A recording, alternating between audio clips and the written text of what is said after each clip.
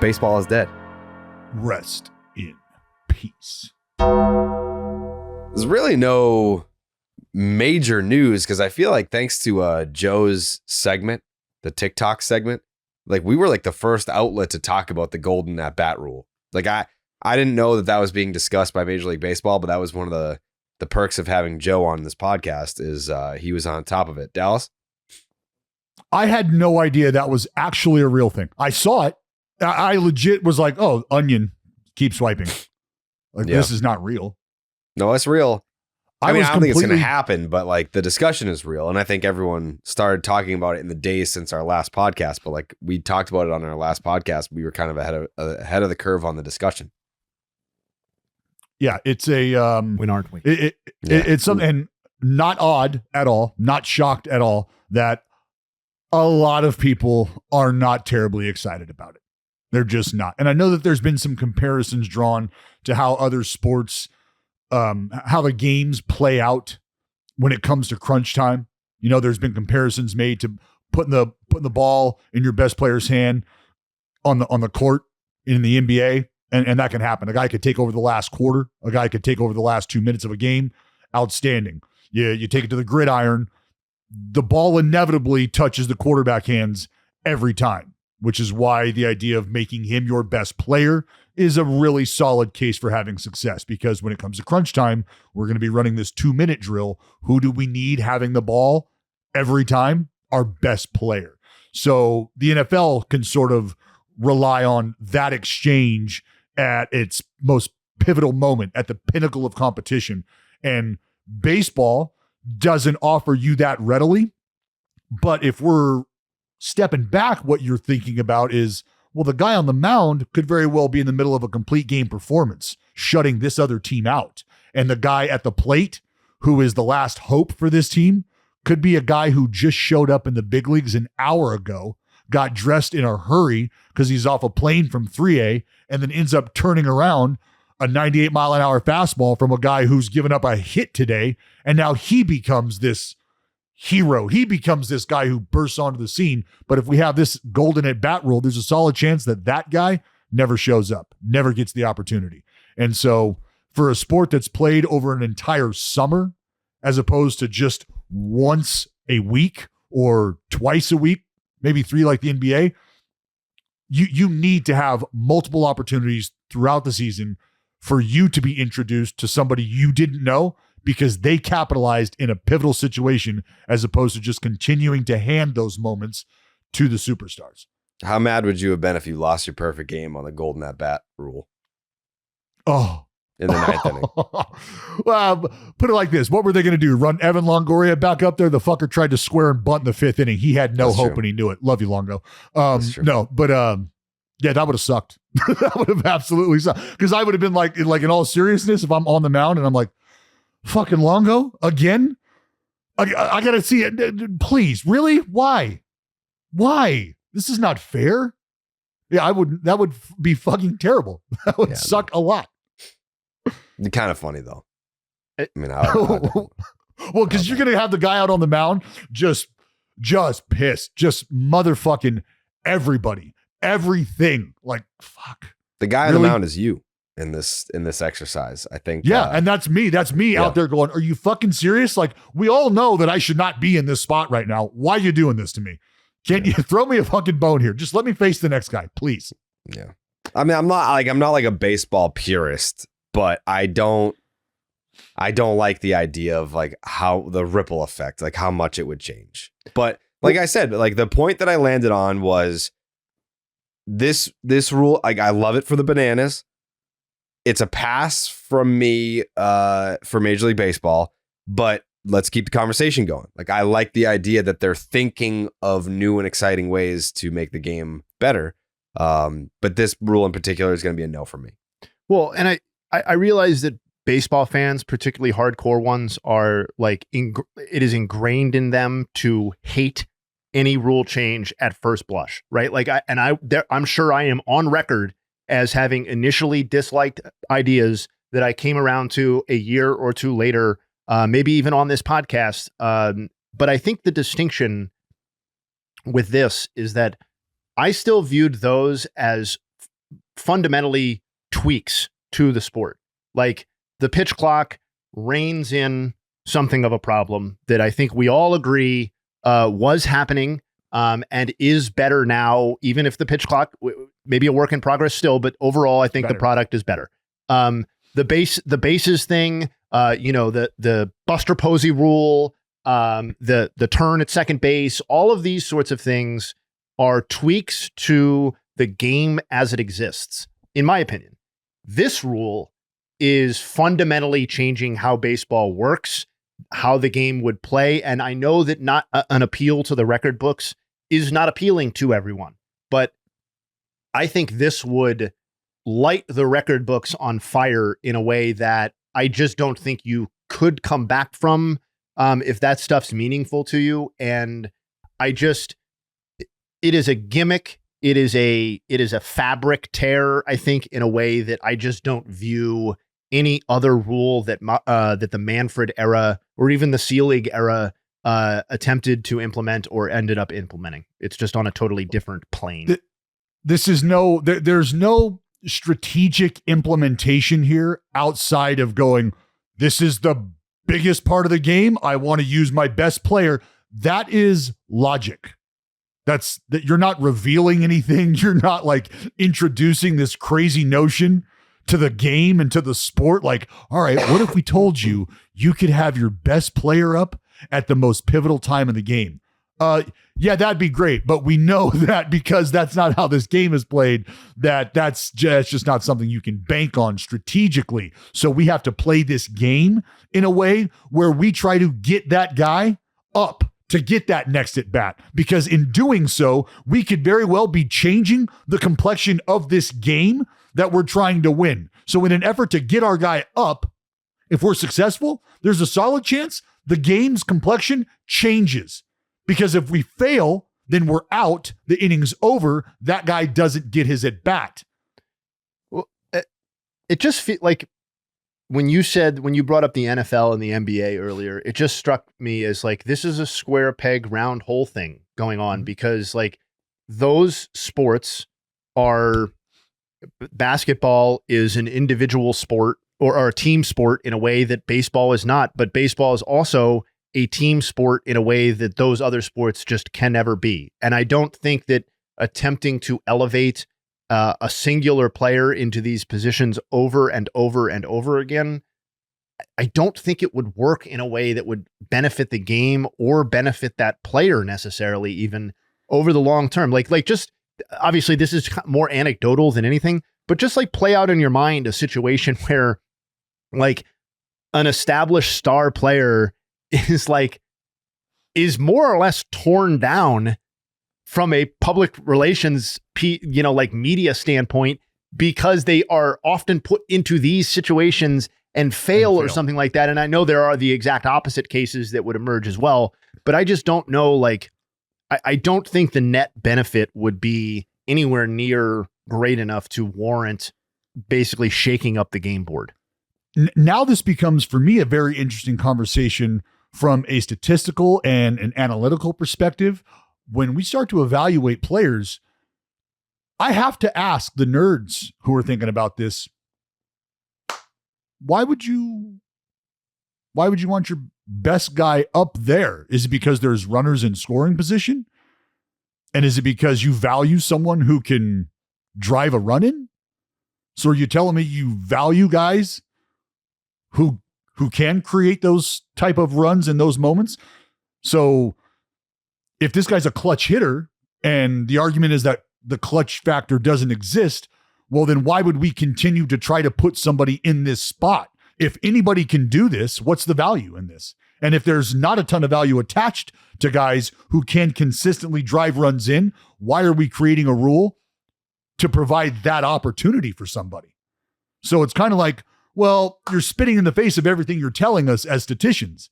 If the RBI doesn't count, or if the RBI doesn't carry the weight that players believe it does, why would we then be trying to generate a moment in our game to capitalize on a moment that you're telling me doesn't really matter much? Because it does matter. That's why. And we know it does. And we try to cutely put that statistic off to the side like it doesn't matter. because you're telling us that really anybody can do that if somebody's out on second base. Okay, well, if that's the case, then we don't need the rule to make sure your favorite player is up there in that moment, right? Because remember, the RBI is not that big of a deal and anybody can do that. And it's just a matter of the other teammates getting into position so that one lucky fella can capitalize, right? That's how RBIs work. Is somebody got lucky that somebody hit a double and they get to have their at bat with that runner on second. See, it doesn't make sense. We all know how important being able to take a quality at bat with runners in scoring position is, especially late in the game. So what does this do?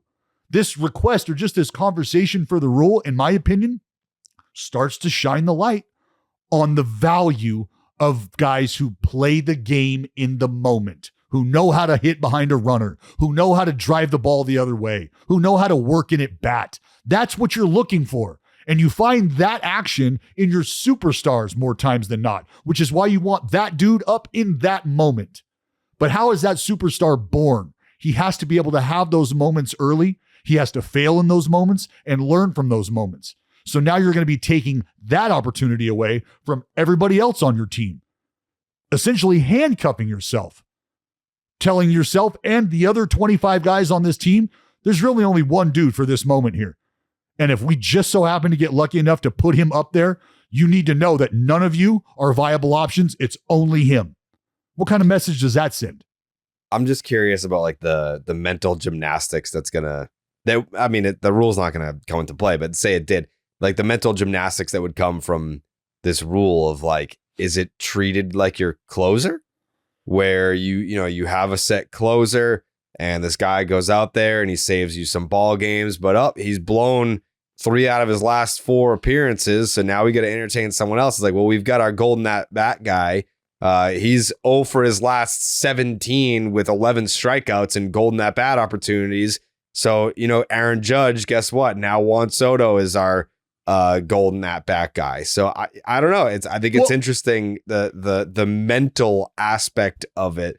Like how do managers and in front offices look at something like that? The bat would have to be golden that they're swinging during that at bat. But like, let's just a hypothetical scenario, put it together.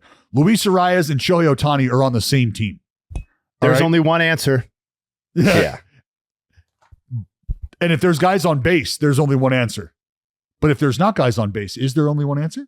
Yeah. Well, why would you use the golden at bat with nobody on base? Maybe to get something started. That's why it's a hypothetical and it's already terrible. But that's why that's why we're having this conversation, is because the mental gymnastics. Because like Ohtani in the playoffs, right? If there's nobody on base or if there's a guy on first base, then Ohtani, or if there's a guy on first base or second base, Ohtani's the guy. Because what was he, fucking 19 for 22 or whatever it was with guys on base or in scoring position? So the matchups, like, do you plug the guy in who's got the power here? Or do you plug the guy in because there's guys on base who can put the ball in play? Man, I don't know. But all I know is that you guys need to download the Underdog Fantasy app. It's the greatest time of the year. Again, football's back and it's here to stay until February. Over 1 million fans across 33 states got in the game last year by making picks on Underdog. Win up to 1,000 times your money just by choosing higher or lower on your favorite player stats like touchdowns, passing yards, and more. Dallas, who the Cowboys got this week? It's actually we're coming off another bye week, Jared. So it's Cowboys just about restructuring and reshaping their approach for this week, making a push for the postseason. So we don't know who they're playing. The news, though, is that maybe Mike McCarthy might be back for another run next year. How do you feel about that, DB? I saw that and I was like, yes, indeed. We don't have enough time, fellas. We do not have enough time. It's too bad. It really is truly too bad. But making picks on Underdog is straightforward and signing up is even easier. Just head on over to Underdog's simple to use mobile app or underdogfantasy.com. Sign up with the promo code Jared. That's Jared. And Underdog will give you a free pick to use on your first cash pick'em entry, plus up to $1,000 in bonus cash when you deposit. That's Underdog Fantasy, promo code Jared, to claim your new customer special of a free pick and your deposit offer. Jared, just to clean up what Dallas didn't want to provide us. Dallas, the Cowboys, are hosting the Bengals on Monday Night Football. Yeah. Oh, shout out to Yaz. That feels, shout out. That feels like maybe a 5 touchdown performance for Joe Burrow. But that's a trap game for Joe Burrow, is what that is. That's a fucking trap. Can you game. have He's a gonna trap game at 4-8? Yeah. Oh yeah. Yeah. Okay. Yep. That's it. And this is it. This is it right now. The Bengals. That seems like you have some real mental issues on your team if there's a 4-8 trap game. It's tough look. But you're about to get fucked. You're about to have that Cooper wave just crash all over you. I mean, Dak Prescott basically told Jerry Jones to beat it this week. So said, stay out of the way, old man. Let Mike McCarthy coach this team. We've got a lot going on at the Star right now. Jerry's world is it's a little turbulent. It's as turbulent as it has been with a lack of success. So there's things like this in the past that have happened. The Cowboys have been able to mask it and disguise it with W's. Half the people on this podcast weren't even alive for those teams. Give it up. Well, I was, and I watched all the fucking glory, and it was great. And I remember what it tastes like. Been a while. We have the 2011 Major League Baseball redraft yeah. happening on today's show. We have the 1990 MVP hindsight segment with Jay Hay. The looks like the rundown was not updated because I can tell you that the 1990 MVP was not between Bryce Harper and Josh Donaldson. Did I send the wrong one? No. Looks like you did. In the little subtext. Mm-hmm. Yeah. Mm-hmm. Sloppy work. Listen, hey, that's dad life sometimes. Yeah. And we have Family Feud for you today as well. What we don't have for you, unfortunately, is where Juan Soto's signing. Still, we don't know. The sweepstakes roll on. By Monday. Yeah. We're gonna have to record Sunday night, by the way, because I'm flying on Monday. So hopefully we have an answer by Sunday. I don't think we will. We'll all be on standby during the winter meetings if and when he signs. I mean, I think we can pretty comfortably say he's going to sign during the winter meetings. Do we all feel that way? Based on my reporting, I feel like he could sign slightly before, during, or maybe after the winter meetings. Right. Yep. I like where your head's at on that. Yeah, that's what I'm being told. If I'm reading the tea leaves. Mm-hmm. Or if I want to do the Heyman. Oh my God. Did you see him on Foul Territory the other day? That's what I'm doing. Oh my God. This man, for being in media for as long as he's been in media. What are we doing? Not knowing how a camera works. I mean, it was like this. It was crazy. It was crazy. Just him in like in a Barnes and Noble, this is Starbucks, and did not know how a camera worked. I mean, we work with Dallas Braden. You want to talk about people that don't know how technology works? John Heyman is a step above that. Yeah. Talking to a guy who just botched the rundown because technology got him. I don't want to hear it. I mean, that's. I don't think typing is on Google Docs is technology, but whatever. Yeah. Neither here nor there. No. I'm very excited for today's redraft, though. I kind of threw a hint about where I was going with my first round pick, and Jay Hay sniffed it out. He didn't say the name, but I know that he knows. I can trust that he knows. But the 2011 redraft is, people are saying a chance at redemption for me. Like, what am I, a redemption from what? I had the best team. I mean, it seems like you maybe had the worst. No offense. Yeah. No. Really not even particularly close. I mean, the numbers, listen, I know some people don't like WAR, but you had like half. Yeah, well, I mean, like the first, like if you, it's the fucking, the draft pick lottery. If you didn't have one of the first two picks, which I do not. Absolutely not. Are you bitching about that? I had fourth. That was the fourth pick. Yeah, and your team everybody that sucked. I picked, you had an opportunity to pick. Yeah, you could have picked a better team than you did. Your team sucked. And instead, because of you, I had a great team just left right into my lap. No, your team sucked ass. So much better. That's, as I said, warmongers, if that's how it's going to be looked at, then the exercise is fairly simple. Jay and Joey had 40% of their team's WAR in the first round.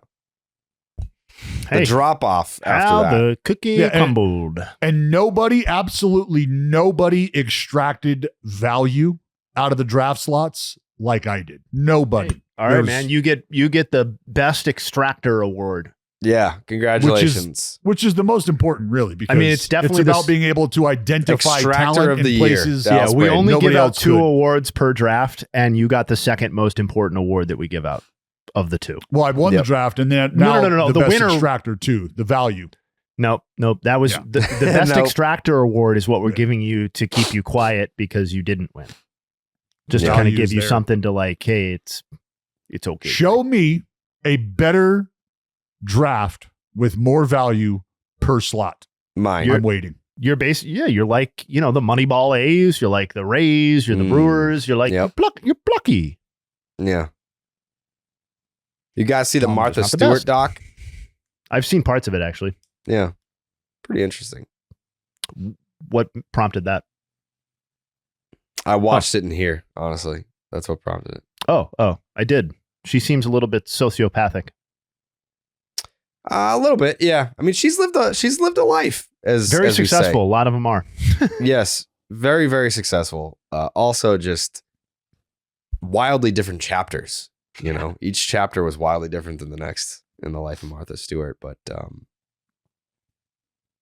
inspirational to say the least. I don't know that I aspire to end up in prison, but feels like she was made an example of. I could see how she might be an inspiration to some, for sure. She's accomplished a lot. I mean, like, she was a billionaire and she went to prison over like 40 grand in stocks. Like, it just doesn't add up. Are we doing like rehab for Martha Stewart segment? No, I'm just listen. PR work for Martha. Put it this way, Jay. Hey, if you had $1 billion, would you risk imprisonment over $40,000?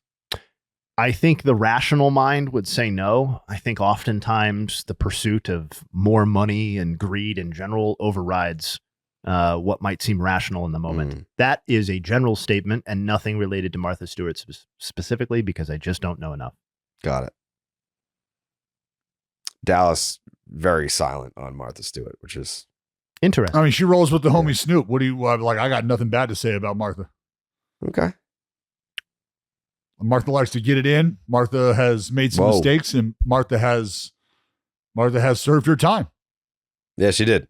What else can she do for you besides everything? Redemption. Yeah, that's what got me thinking about Martha Stewart was the redemption talk. Yeah, Martha Stewart shows up to your fucking house with a warm apple pie and wants to apologize or you're closing the door in her face. I don't need her to apologize to me. Yeah, I don't either. I'm also not asking for an apology. No.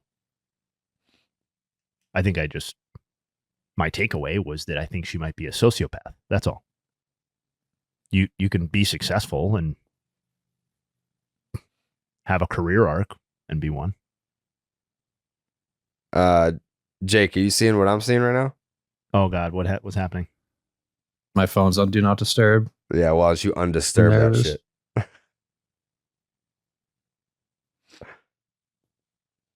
All right. I'm gonna make a prediction. Wait. Well, what is it? Well, it's not public. This is the Scoop Shop. Oh, I thought it was a tweet. Oh, okay. No, there's Scoop Shop smoke right now. Uh-huh. And it's not specific. I'll say that. The Scoop Shop. None of them seem to be lately. Yeah. Yeah. But I think something could be going down today. That would be fun. I think something could be going down today. For us, maybe. That would be fun. Sun? Around 5:30? Dallas is still hating, it seems. What separates what you just said from John Heyman? Because John Heyman You're looking into the camera? John Heyman is a propaganda source. We're not propaganda. Oh, this is very different. Hey guys. Something's up. Huh. Is amazing. Just saying, hey, some could be going down. Some could be going down in the next couple days here, maybe. I'll be at my house. I'm ready. I'm ready to hop on. Yeah. Or at my mom's house. And that's 15 minutes away. Drive back. No. So what would you guys say? Do you think anybody signs before Juan Soto? Like any major player? Yeah. No. You don't think so? Well, yes.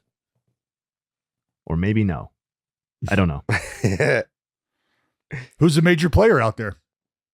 I mean, You know the top who the X major number of players free are. agents, They are all out there still. Yeah, except for B. Blake Snelly. Yeah. Yeah. Happy birthday, Blake Snell, by the way. Also part of the 2011 redraft. Is he? He's on my list. Should he not be? Am I? Oh, yeah. You're right. Yeah, 52nd. Shit, I shouldn't have said something. God damn it. Foolish. That was foolish. I mean, I'm still taking who I'm taking. So.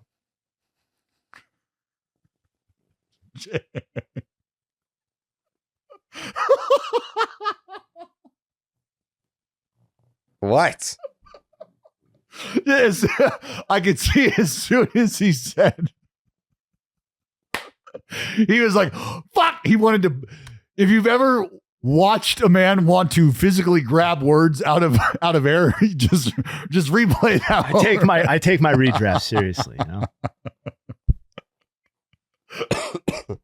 That's funny. Well, your pick is safe, at least from me. Maybe. Dallas, what are you first? Yeah. Do Yep. you want to start it now? I mean, if we're doing the draft now, sure. I mean, I can't fuck this one up. Okay. Are we ready? I think we're ready. I got my big board. I'm ready. Okay. Well, then, Dallas? without further ado, the 2011 Major League Baseball redraft will start with Mookie Betts. Yeah. Being selected. Mookie Betts. You know him as a multi-organizational pillar.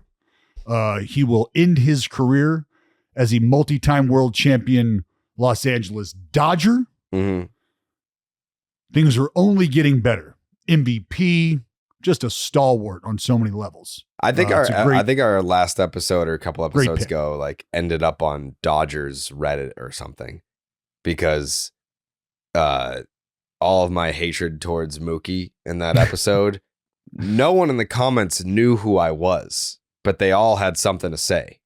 So I think there's like a Dodger fan who listens to Baseball is Dead that posted it somewhere where like a flood of Dodger fans came over to be like, what's this hating ass motherfucker got to say? Dude, you should come out to Chavez Ravine this summer, dude.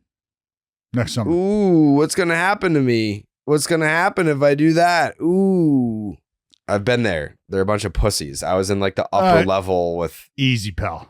I mean, I did. I was up there talking my shit. Come on over, Dodgers Reddit. Yeah. Join the Baseball is Dead community. Yeah, there's a difference between you being with me in the nosebleeds. Oh yeah, right no, field, yeah. They didn't do anything because fucking skinny ass Dallas was next to me. Buddy, what are you talking about? First of all, I would pop your eyes out of your fucking skull. Second of all, what my point was, do you think that you standing next to me is why Dodger fans didn't do anything? We're in the third. I was not saying because I was there. I was saying I was with you in the third deck. It has nothing to do with my presence. It has everything to do with you and me being in the third deck. At no point was me third being deck there is where all the rowdiness is supposed to take place. No. Yeah. No. You're telling me where that's going down at Dodger Stadium. That's like me telling you where to go sit in the best seat at Fenway is. You go Now to you're the a Dodger bleachers fan? if you're about that life. If you're about the life you're talking that you're about, you're going to go sing that song in the bleachers. I've been in the bleachers in Yankee Stadium, and Buddy, nothing that's happened. Yankee Stadium. That's the Bronx Zoo. Are you This really is trying to say that Dodger that Stadium. Dodger Stadium is harder than the Bronx? I could say something, but out of respect for the individual and out of the respect for the individual's family, I will not. All I'm telling you is that Dodgers fans, they beat to a little different drum. And I can appreciate what the Bronx Zoo was all about. What I'm telling you, The Bronx is harder than what I have witnessed. the but wine and cheese crowd that is Dodger Stadium. Dodger Stadium is one entity. The bleachers in Dodger Stadium are completely different. It might as well be like Northern California and Southern California, two completely different fucking worlds. You think the people that sit behind home plate are going to go out into the bleachers with those folks? Those are different breeds. I can't Those are believe you're different making A me lot of talk defend- about two different. No mention of the Jake yet, huh? You I ever can't rolled up to believe I Progressive can't. I with just this can't believe attitude? Dallas is making me defend Yankee fans right now. Like it's not like a hostile environment to be out there. Nobody said it wasn't a hostile environment. I told you that the third deck down the right field line at Dodger Stadium was not the bleachers out in left field at Dodger Stadium. And for whatever reason, you're trying to muddy that, and you can't because that's I'm That's a saying fact. I've also been in the bleachers in Yankee Stadium. I mean, you sat out in the Bronx Zoo out there in the Oh, yeah. bleachers with. oh Okay. yeah, Have you Oh, sat in yeah. the bleachers at Dodger Stadium? you were with me, so no, We did not sit in the bleachers at Dodger Stadium. no. It's just far less intimidating than the Bronx. Like the Bronx bleachers, like they'll eat you alive out there. Like the parking lot at Dodger Stadium is more like when we were walking out after the Red Sox won the World Series. We like saw some dude like stumbling with like a bloody face in the parking lot. It was like, okay, all right, parking lot, bad time. But like, I don't know. Well, those that- guys were inside the game. yeah. Okay. I'm just saying I'm putting the bleachers in the Bronx as a more hostile environment than the bleachers at Dodger Stadium. I've been to both. We see more videos on, I mean, like there's going to be like mass brawls, like Dodgers Padres. There's definitely brawls out there for sure. But I mean, neither is a place that you want to be as an opposing team's fan, I would say. But Well, and that's talking the Mookie Betts selection here in the 2011 redraft. yeah, that's the first pick. Wow. Pick number 1. Just a little context. Mookie Betts went 5th round, 172nd overall in the actual draft. There you go. This 1-1 spot belonged to Garrett Cole, who I think is a legitimate candidate here at number 2 for me to select. But that's not the direction I'm going to go. Whoa. Wow. I'm going to select Francisco Lindor with the 2nd overall pick. Yeah. He went 8th overall, obviously to Cleveland in the real draft. I think that I wouldn't argue with anybody who wanted to take Cole, but I think particularly given the way that his Mets tenure has gone and what that says about the next half decade of Lindor's career, I think we're talking about a future Hall of Famer. And I think his contributions are not too far off from Mookie Betts. I think Mookie Betts was the correct 1-1, clearly. But I think Lindor is an incredible runner-up, and I will take the position player over the starting pitcher. Do we got to I call can't Joe? believe what you just did to me. What made you decide between Garrett Cole and the person that you wanted to take? Yeah. Well, I mean, objectively, there's a right choice, and if you want to pursue a narrative or an alternate future sort of conversation, then I think there's another potential choice. Because if it's the guy that I think it is, then he certainly showed as much promise at his peak as Garrett Cole did at that age, if not more. Mhm. More. He showed more. By the way, we didn't tell the audience what the new rule is. The new rule is on every redraft, the player has to sign in the year of that draft. So Trey Turner, Carlos Rodon, there are some others, Aaron Nola. It'll avoid repeats, is what we discussed. Yeah. What we're trying to do. Yeah. Shout out to Danny Holtzen, by the way, who was the actual number 2 overall pick in the 2011 draft to Seattle. Yeah. Jared, who you taking, buddy? See, I hate that you did this to me, but also, like, if you had taken Garrett Cole at 2, then I would have had Lindor sitting there at 3. Yeah, I think the decision is equally difficult for you, regardless of who got to you. It's really about what you want to pursue. You don't fear Joey taking the guy that you're thinking about passing up on right now, do you? No, but he's not going to make it. I don't think he's going to make it back to me in the second round. I can tell you unequivocally that I am not taking that guy. So he will absolutely make it to J-Hay. And I don't think J-Hay's taking him either. So he would make if it the back board to you. breaks a certain way, I would not take him. Yeah.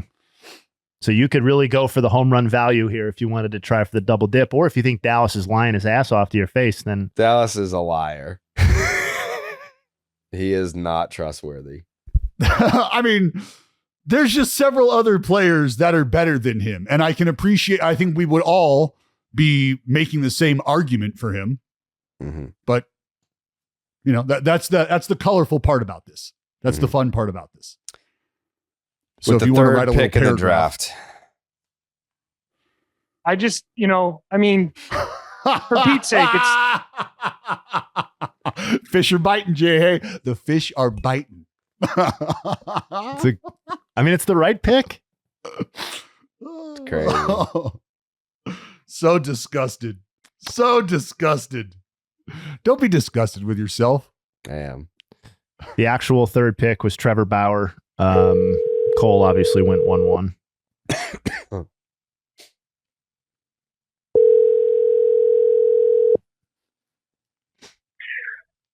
Hello?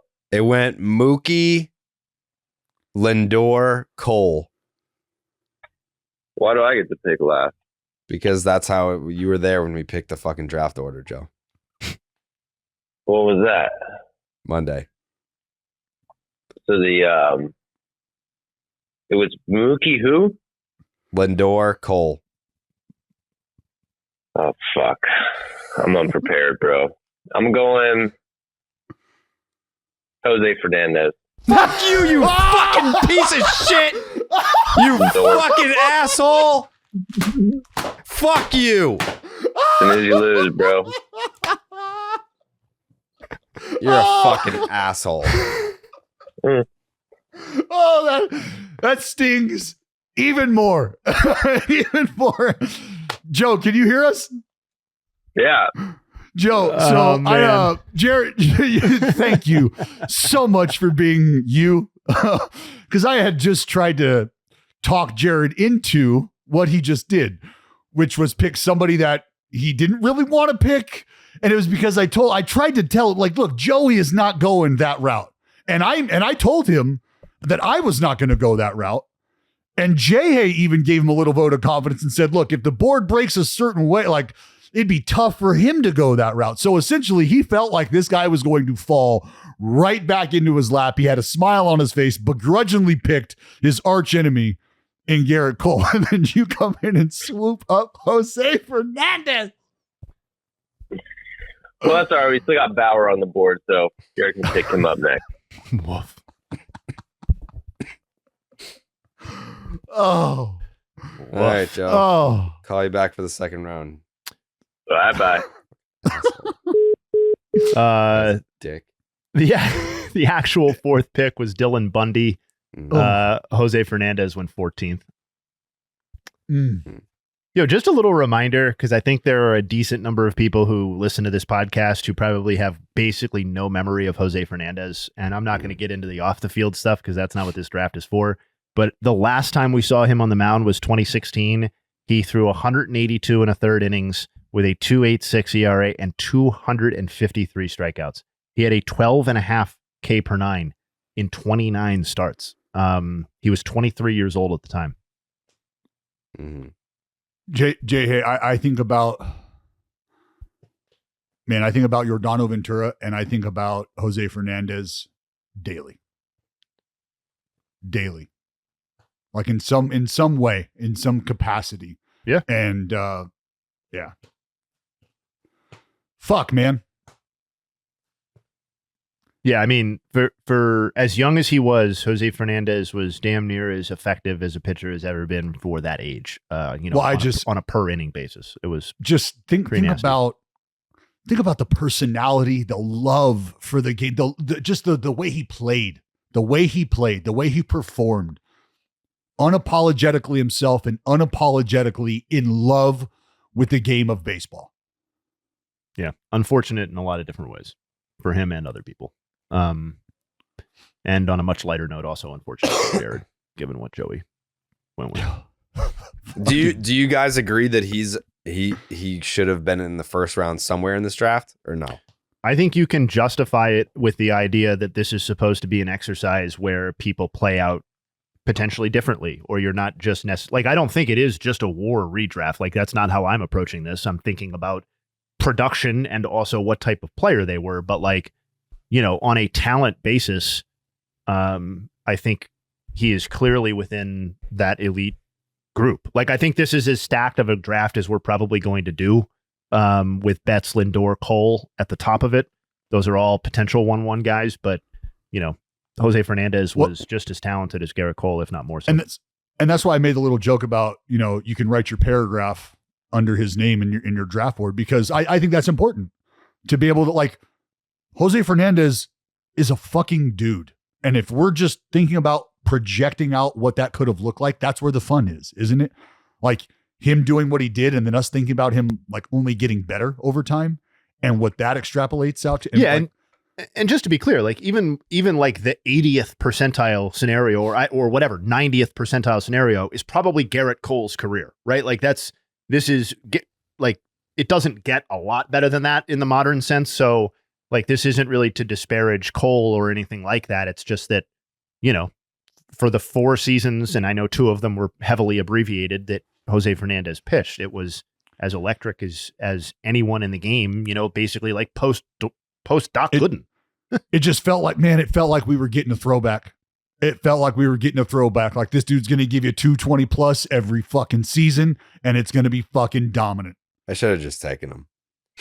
Pussy. I should have just taken him. Like, it's not like he got sick. Like, if I'm taking him, that means he's not playing for the Marlins, which means potentially he could still be alive. That's a very in-depth way of looking at that. Well, maybe Joey will trade you after the draft. Yeah. Maybe, yeah. We've done that in you guys previous work out versions of drafts. I got to really come through in the second round to have a piece that Joe would want in a trade. So the second round, I mean, it really, he just falls right back into my lap again. And it's more of the value pick again. And it's Marcus Semien again. Mm-hmm. Yeah, makes sense. 6th round in the real 2011 draft, just constant disrespect for Marcus Semien. The real number 5 pick was Bubba Starling by the Royals. Bubba. Jay. I didn't think Semien would get back because I knew Dallas was sitting right there. I hate to be boring, but I think can't really let my decisions in the previous draft impact what I'm supposed to be doing here. I don't think Jared would pick him. Don't do that's it. That's fine. No. I'm going to take the player because there's no real argument in terms of bulk and peak and all of that for anyone else. I don't think so. I'm going to take George Springer and slot him back in. Okay. Spring dog. First round, he was 11th overall in the real draft. The actual 6th pick was a guy I think is a candidate coming up here, which is the much maligned Anthony Rendon. Much maligned. Yes, although he was, selected in the last draft and, for all the reasons we shared then. I feel good about this pick. A lot of meat left on this bone still. You can go a lot of different directions, I feel like. There's some quality out there. Yeah. I feel good about this pick because Jay Hay gave it to me. With my second round pick, I'll be selecting 2-time Cy Young Award winner Blake Snell.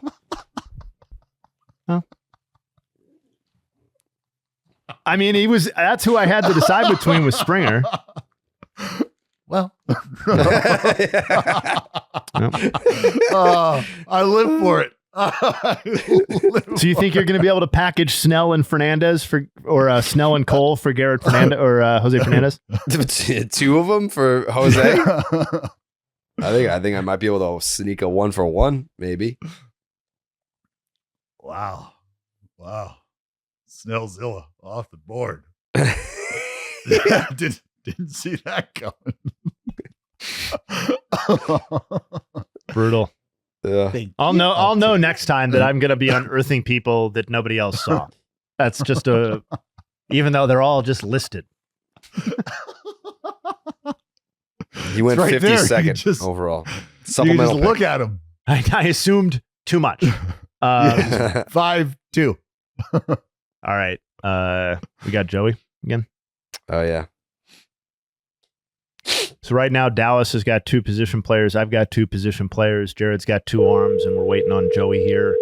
The actual 7th pick in the draft. Yo, So the second round went Marcus Simeon, George Springer, and Blake Snell.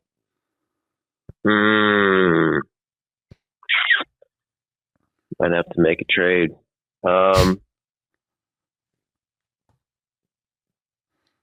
I'm gonna have to go with my gut, bro. Mm-hmm.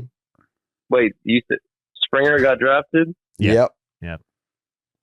and Lindor got drafted Yep. Yeah. Second overall. and Simeon's gone. Mhm. Mookie Betts is A lot of meat left Well, on this I'm just bone, gonna- Joe. There's a lot of what? A lot of meat on the Meat. bone. There's a lot of meat. There's a lot of different ways you can go here. I'm gonna actually go with fucking Javi Baez. Javi Baez goes 8th overall, Nice pick, Joe. second rounder to Joe's team. Thank you, Joe. I don't know. Tough pick, honestly. But Yes. It's a tough pick. I know. The I wasn't quick being reaction sarcastic. from executives around the league are saying tough pick. No, not this executive. I support Joe's decision. I mean, the juice was worth the squeeze for a few years. That's what I'm saying. World Like, Series winner, makes cool catches at second base. Mm-hmm. You got to look at his peak and really. I'm drafting based on their peak, obviously, Yeah. so far. Yeah. Clearly, yeah. good pick, Joe. Yeah, good pick, Joe. Thank you. We'll call you back for the third round. Actual 8th pick was Lindor. Wow. Baez went 9th. So damn near. That's probably as close to a dead-on match as we're going to get. Yeah. In my opinion, just as a side note, I think there were 3 viable candidates if you wanted to go position player in that pick for Joe. And I think Baez was one of them. I know you guys were hating on the pick. I think it's totally justifiable based on, as he said, peak value. Like, I think you're going to be able to poke holes in any of these position players based on a lack of like longevity. But I think all of them were very, very interesting down ballot MVP-ish type players at their peak. Just how long did those last and whose peak was the highest? So I think Baez is a justifiable selection. On me for number 3. Yeah. You going to take one of those position players? Or you going with one of these arms that are left? It's You already always got sunny. 2 In, position. Yeah. It's always sunny in Simi Valley. Nice pick. Wow. Sonny Gray.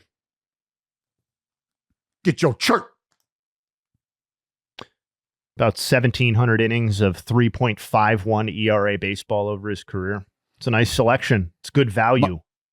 My favorite part about Sonny Gray is that he just doesn't throw 2 pitches that move the same, like at any time.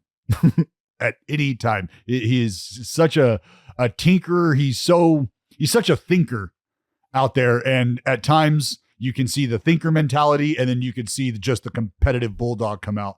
And I love the combination of the 2 that he possesses. I'm a big fan of Sonny Gray. I think I know where Jay is going right now. Well, I'm kind of tempted whether I should go with a guy who sucks that nobody likes, but whose career was probably the most valuable, or a guy who has not been nearly as valuable as this guy, but who everybody loves and who is still pitching and might be still a high level contributor if he could ever stay healthy. I also already have 2 position players. I know, again, that's not necessarily what this is about.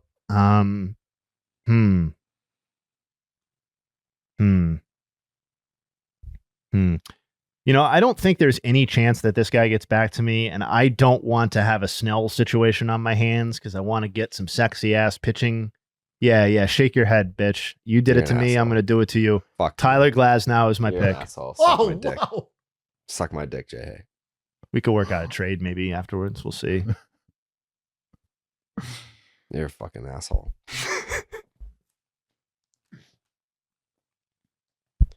I thought for sure you were going Rendon. So Well, was I mean, like, that's- this sets me up perfect for Glasnow.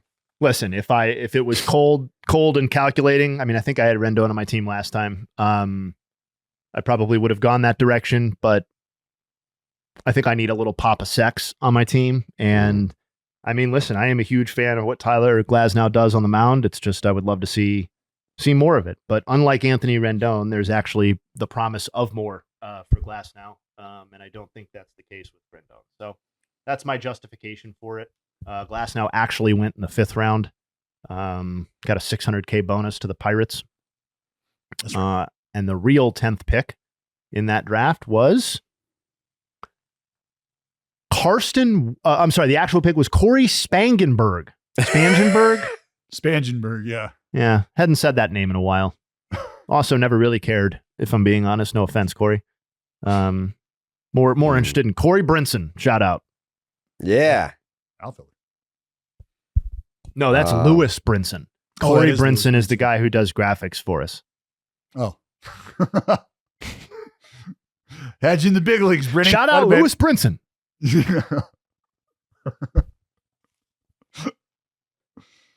All right, who's is Joe? Joe, right? No, asshole. Oh, it's your me. pick. Yeah, but I think I it's another one where like the pick, like I got 2 picks forced upon me.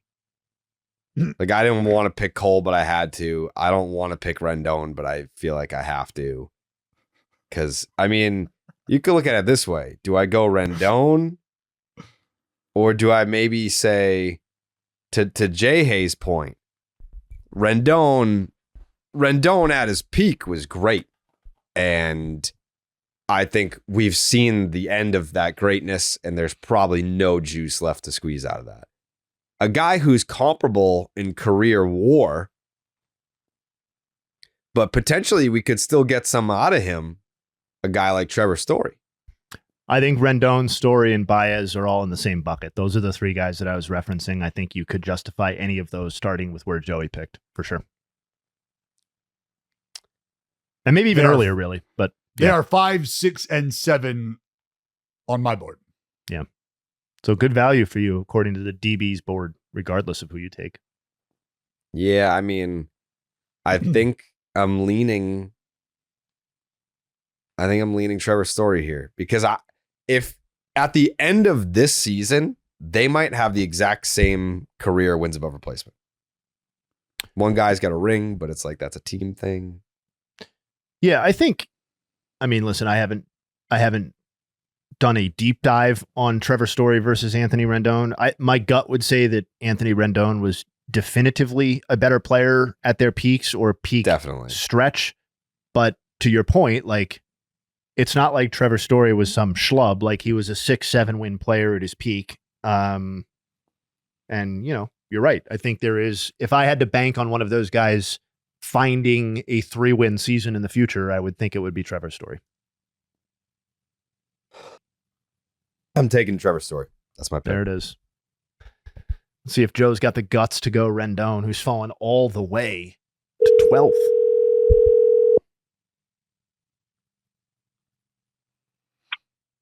Yeah. Rendon is yours if you want him. Oh man, infield's pretty set right now. Who else is there? Sonny Gray, Tyler Glasnow, Sonny Gray Trevor is not Story there. just went. Sonny Gray is not there. I know. I just gave him the last round. I thought he said who else is left. My bad.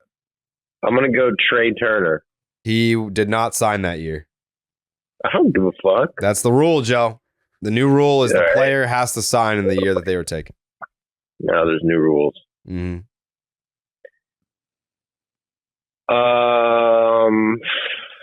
Then You think we would let Trey Turner fall to the fucking 12th pick in the draft?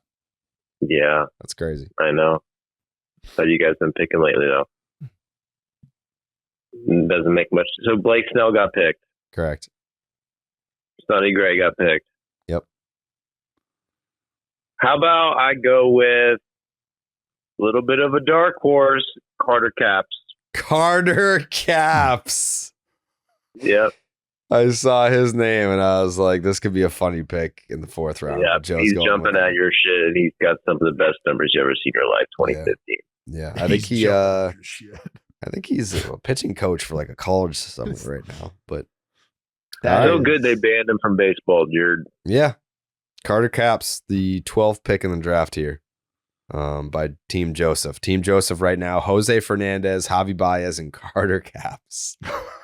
That is the worst That is pick. That is a group. Dude, go to 2015. Look how good my team would be in 2015. Yeah, That's all I'm gonna say on that. that's guess all I'm gonna I'm fired. say on that. I can't comment much further. Joe hanging his hat on 31 innings in 2015. He had one of the best ERA in the fucking league. 30-31 ERA plus. Yeah, Put him in the closer. Who's your reliever? Who you got coming out of the pen? I think the Craig Kimbrell selection taught us all the lesson that relief pitchers might not have much of a role here. But Carter Caps for sure. Carter Caps, 3rd round. All right. Book it. Thank you, Joe. Thank you. There's another round, right? Yeah, there's Yes. one more round. Go. Let's go. Okay. Damn. Still got a shot. So Dallas can just pluck Rendon here if he wants to. Or does he not feel like messing with the good vibes on his team? I mean, like I've got one route I want to go here, but I think he signed. Pretty sure.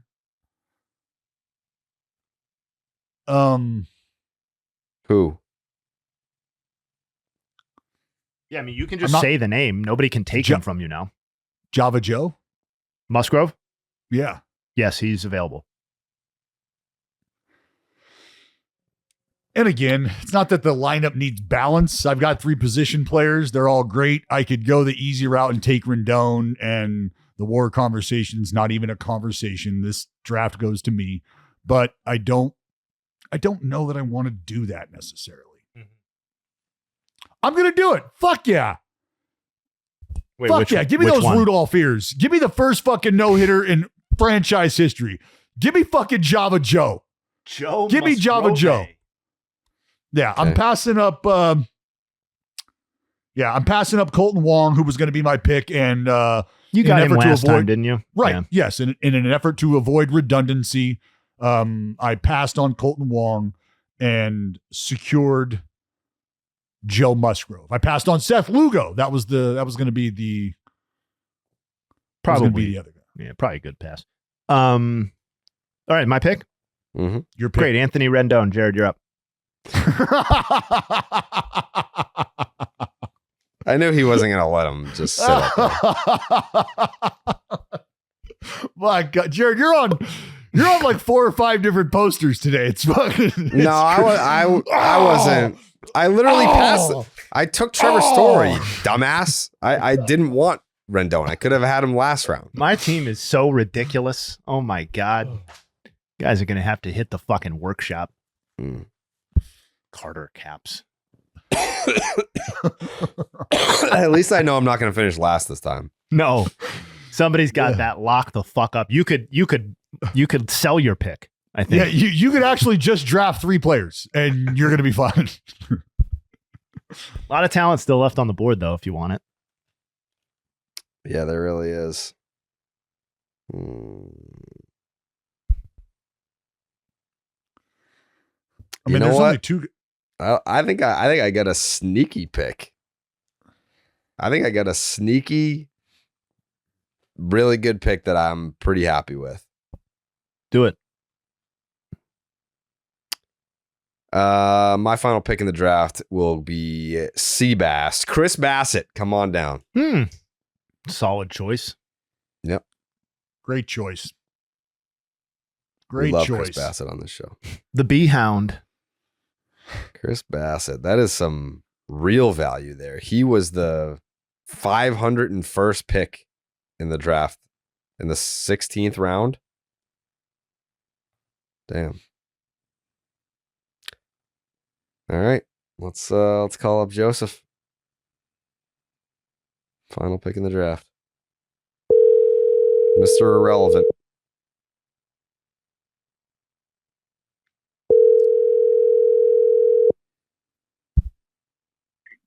Hello. The 4th round has gone Joe Musgrove, Anthony Rendon, and Chris Bassett. I honestly like the 4th round better than the 3rd round. Did Glasnow get picked? He did. 3rd round by Jay Hay. You guys get all the good players, man. Yeah. I mean, unfortunately, he was selected before Carter Capps, so you didn't have a shot at him. Blake Snell got picked, unfortunately. He did. Fuck. So I'm the last overall pick. You are Mr. Irrelevant pick right now. Okay. I feel like I got to pull like a Hail Mary, bro. Yeah, who do you got? I might get some shit for this, but I'm going Terrence Gore. Because, I mean, the guy goes to the World Series every year. It ain't a secret. No, it's not. These drafts are way better with Joe. I'm glad we made sure to call him on Thursdays. Terrence Gore with his career 0.1 wins above replacement. Oh, dude, who else am I supposed to pick? Oh, yeah, okay, take fucking Kyle Hendricks. That's going to be awesome. Seth I already have Lugo. my starter. Seth Lugo's out there. Nimmo's out Yeah, there. I can go Trevor Lemon. Bauer. I can go Trevor Bauer. Get torn Bauer? apart. I can go Mike. Yeah, Bauer's on the list. Are you I bowing was to the going masses? Vogelbach before Bauer. Don't bend the knee to the masses, Joe. Stand by your man. Stand by your That's what I'm man. going Terrence Gore. Mike Clevenger is out there as well. I know, but Terrence Gore, I mean, he gets you to the World Series every time. Terrence Gore. Josh Bell's out You're there. not, first of all, none of you guys even probably drafted a bench player. You don't even think about this shit. I'm the one who constructed a lineup at a 4-squad team that actually makes sense. Jackie Bradley Jr. is out there. Joe Panic. Terrence Gore, your final answer? Terrence Gore. Terrence Gore. All right. That's the final pick in the draft. Thank you, Joe. Thank you.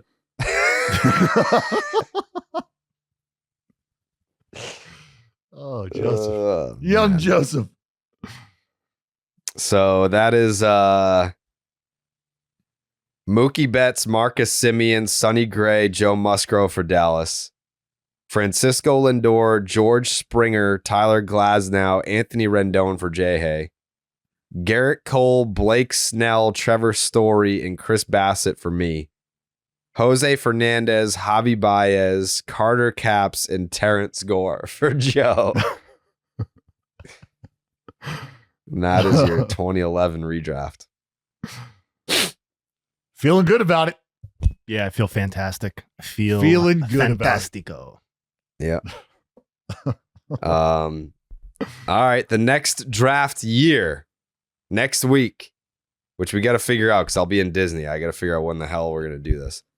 The next draft year will be 1996.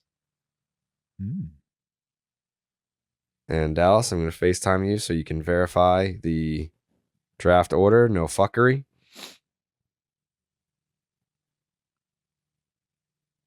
Be nice if I've been what? Fucking third every single time. This is going to be quite the draft. I can't see the screen. I'm still, I got to load it. Hold on. Now, Joey, Jared, Jay. Okay. All right, ready? ready. Generate draft order. Jay Hay, Joey, Dallas, Jared. What the fuck? Nice. I already know who I'm taking. See that? I got it. Confirmed.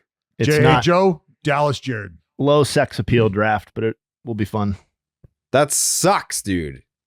I get a shit pick every fucking draft. I'm gonna tell you that in this particular draft, you're gonna be able to make that work, I think. The 1996 draft? Yeah. Let's see. Who are some of the highlights? Some of the big names. Is that the year R.A. Dickey. that fucking... This was the R.A. Dickey draft. Is that the year that... No, Pat... When did Pat go? Was it 97? Pat the Bat. When he was 1-1. A.J. Hinch was in this draft. Wow. Troy Gloss, Vernon Wells. Let's go. Michael Kadire. The Big Puma. Wow. Oh, yeah. Eric This is going to be good. Chavez. This is going to be good. Yeah. Jack Cust. So let me write this down. J. Hay, Jack. Joey Dallas. J. Hay, Joey. Oh, Dallas. buddy. Oh, buddy. I know where I'm going. I've already got my 1-1. What website are you using to see the whole draft? And he's going to get to me too. I mean, I don't know that I want to disclose that. All right. No, go to the Baseball Almanac.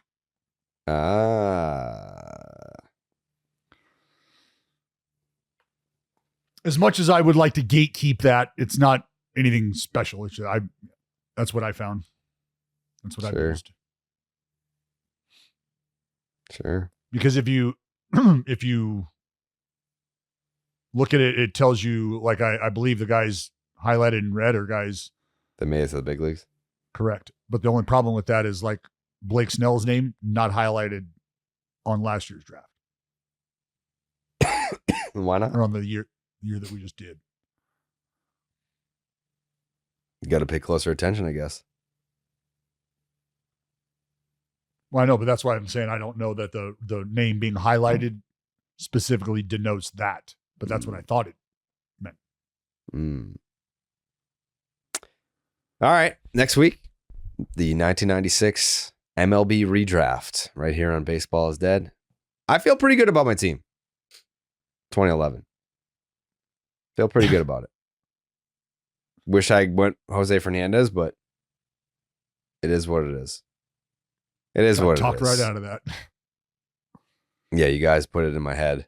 Just like we're trying to put it in your head that you need to make Underdog Fantasy the place to be for your for all your action. Making picks on Underdog is straightforward and signing up is even easier. Just head on over to Underdog Simple to use mobile app or UnderdogFantasy.com. Sign up with the promo code Jared. That's Jared. And Underdog will give you a free pick to use on your first cash pick'em entry, plus up to $1,000 of bonus cash when you deposit. That's Underdog Fantasy promo code Jared to claim your new customer special of a free pick and your deposit offer.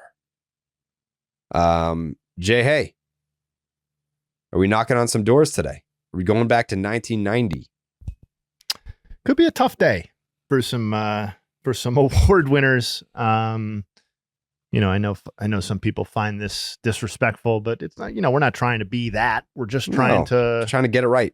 We're just trying to get it right. That's all we are trying to do. I think this week, that's going to require some door knocking. So, yeah. So, 1990. So and it's Cy Young, just to reiterate. So that's Bob. Oh, right. Yeah. I was looking at Ricky Henderson and Barry Bonds, and I'm like, this is going to be a tough. Oh, tough no. call, This is Cy Young. It's the exact opposite of what you're talking about in terms of sex appeal. But what's interesting, since you brought that up, is that Ricky Henderson and Barry Bonds, yes, MVP winners, Pirates and A's, right? Well, it just so happens that the Cy Young winners were from the Pirates and A's as well. Bob Welch in the AL and Doug Drabeck in the NL. We're going to start with the Bob Welch side because that's where things get a little hairy. Be gentle. Yeah, just to run down some key facts here about Bob Welch's season. This was his third season in Oakland after coming over after over a decade run with the Dodgers. Bob Welch went 27-6 this season. So you can kind of reduce this whole thing, if you wanted to the fact that the man won 27 games. That was a big deal back in 1990. It was a big deal for a long time in Major League Baseball. But 27-6, even in 1990, was extremely eye-popping. Bob Welch never had a season anywhere approaching, in terms of this sort of sex appeal. The thing about Bob Welch, though, is that he had seasons like this previously. Right before this season, he had a 3 flat ERA and 209 innings pitched. And if you go back to 1987 with the Dodgers, he had a 3.22 ERA with over 250 and a third, 2/3 innings pitched. He never finished better than 8th in the Cy Young in any other season of his career, and that was only 2 instances in a 17-year career. So in a lot of ways, both in terms of, in some ways, performance, but more in terms of recognition, this was completely out of character for Bob Welch. It's also an atrocious Cy Young award. No offense to Bob Welch, because it's historically egregious, and it doesn't really, like, I'm going to reduce it to WAR in a little bit, but if you basically put WAR aside for a second and look at the other numbers, it becomes damn near impossible to have figured out how Bob Welch won, other than the fact that he won 27 games for a team that was something of a juggernaut. Roger Clemens's ERA was more than a run lower than Bob Welch's was, and they threw basically the same number of innings pitched. It was separated by 9 2/3 innings pitched. So totally not relevant for this. Clemens also struck out 209, while Bob Welch struck out 127, again in the same amount of innings pitched. In terms of a dominance, there just was no comparison. I could name literally a dozen other pitchers in the AL who, if you put wins and losses aside, were equally deserving, if not more so, than Bob Welch of the award. Dave Stewart, his own teammate, probably had a better season. In fact, he threw about 30 innings more than Bob Welch that year with a lower ERA. I'll say that again. His own teammate threw 30 more innings with a lower ERA and finished 3rd in the Cy Young vote. Dave Stewart got 3 first-place votes. Bob Welch got 15. That's because Dave Stewart went 22-11. And Bob Welch went 27-6. This all feels a little silly after you keep saying this. Dave Stewart also led Major League Baseball in games started with 36. He led the innings. AL and innings and batters faced, every metric you can use for that. And he had 11 complete games and 4 shutouts. Bob Welch had 2 complete games. So, oh God. Dallas. Breaking news. They traded Brent Rooker. Jeff Passan. Is that what it is? Yeah? Right-hander Luis Severino. What the fuck? And the Oakland A's are in agreement, the A's are in agreement on a 3-year, $67 million contract, sources tell ESPN. It is the largest guarantee in the history of the A's franchise. And even with the qualifying offer attached, Severino got well over market expectations. Where did he go? Where did he go? What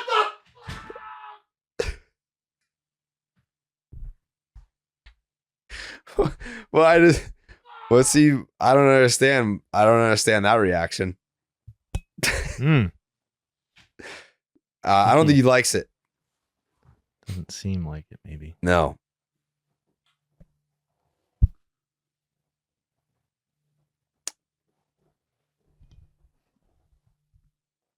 Sorry, I had somebody at my door. Nah. You don't like that deal?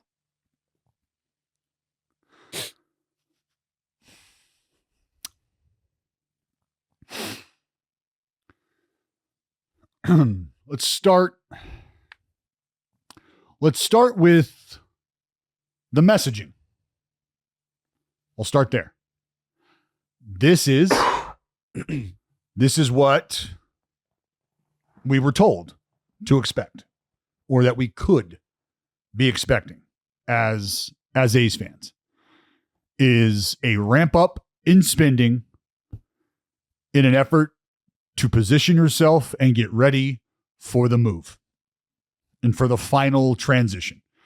And if starting pitching has been a point of focus and you're looking at the market and you understand what you're willing to spend, where you're willing to spend it, and you also understand to the extent that you are handcuffed as a franchise while pursuing viable free agent options because of your situation, there's a very specific pool of players that you can really call and maybe expect an answer for.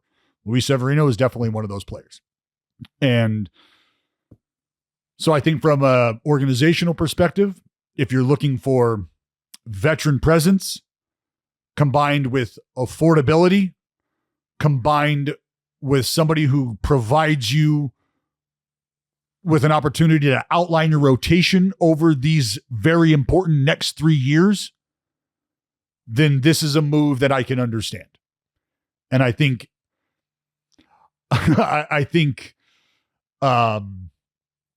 expecting anything more than what you've gotten from Luis Severino in the past is, I don't know if that's an exercise that I'd be participating in. I'm not expecting great things out of Luis Severino right off the bat. Like I'm expecting him to take advantage of the opportunity that has been presented to him, which is to take the ball every 5 days if he's healthy and to pitch himself into a position where if the team is not contending, he could be an option for contenders. It's straight up, it's a fucking shock that the organization's largest contract goes to Luis Severino. Shocked. And this is purely from an analyst perspective, has nothing to do with any affiliation with the organization, anything like that. That's why I think if we're looking towards the future and you're confident with what you have in-house, I got to believe that there might have been some other conversations to be had in terms of extending or locking guys up. But again, because of what the future looks like, that presents a very real hurdle in all of those conversations. So not to get too far into the weeds about why what happened, why what isn't happening. I think we can all understand that to an extent. But for Luis Severino, you net $67 million, the largest Oakland A's or the largest athletics contract ever extended or ever handed out. I didn't have Luis Severino being that dude. No. Eric Chavez, who we just mentioned, 30 minutes ago when we were talking about the 96 6 years, redraft? 66 mil. Yeah. That was 2 decades ago. Mm-hmm. Luis Severino brought down Eric Chavez finally. I mean, above and beyond the impact on the A's, who it's worth noting, this number and this transaction are eye-popping and surprising a little bit, I think. They also didn't have a single starting pitcher who started 20 games with an adjusted ERA of 100 or better. So, they basically had no one who took the ball who was league average over any meaningful amount of time last season. Luis Severino probably can do that. I mean, he had literally a 101 ERA plus last season. So it's not much better than that. I also think, so he will help them. I also think that I think we all, or at least casually, kind of mentally underestimated what the market would be for people who demonstrate that they can take the ball 20, 25, 30 times a year. And a couple people have noted this elsewhere, but the payday seems good for high-end position players and starting pitchers who can actually take the ball. If you're a middling position player, good luck to you out there. But for pitchers who can still pitch like starting pitchers, the payday is there for you. We've seen it on multiple podcasts now. Matthew Boyd, $14.5 million. Frankie Montas, $17 million. And now Luis Severino, whatever it is, 22 and change per season. And, we're also now talking about a guy in Severino who who at this point will now have been guaranteed $130 million in his career and has a 3.81 ERA and 909 and a third innings pitched. So you can go back. That's a great deal for him, man. Like, yeah, you go back to his early days in New York. I mean, the dude was dirty. Yeah, the dude was dirty. Like, there's no denying that. He missed. When did he miss? He missed a year. He didn't play at all in 20. He did not play at all in 2021. He barely played.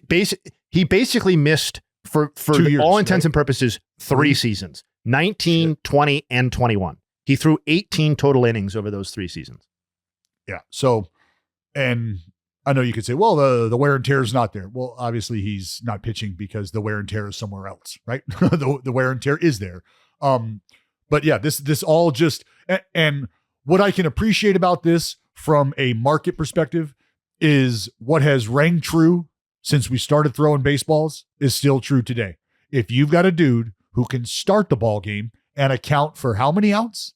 How many, boys? 15. If I can pencil you in for 15, there is a significant dollar amount attached to that. And to the tune of 22 million plus over 3 years for Severino. That's the message here. Take the ball, be healthy, you will get money.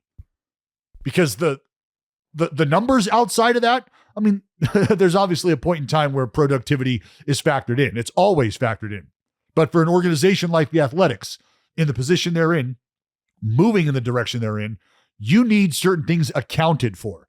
And with a bullpen that was worn out last year, a bullpen that was a huge part of why they were on certain successful runs, and then at time a bullpen that was floundering was a part of why they hit some lulls. How do you assist that?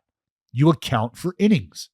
So what they've done in their mind is they've penciled in hopefully 170 plus innings out of Severino. And now you start to work back from there. Now you can start to deploy your bullpen a little differently because you have guys that you can depend on. So this is where this move is being born out of for the Athletics. Well, the A's have also not 100% fully committed to, but have implied that they want to bump their bullpen to like their payroll to the $100 million range. Yes. And that's like I said, that's over the spending ramp up over these next 3 years while in Sacramento are essentially to show not only Major League Baseball, but I would think fans, and I would just think the entity in general, that this is what has to happen if we're making this move, because that's the narrative around this is we need a new ballpark to be competitive. And that's what we're looking to do.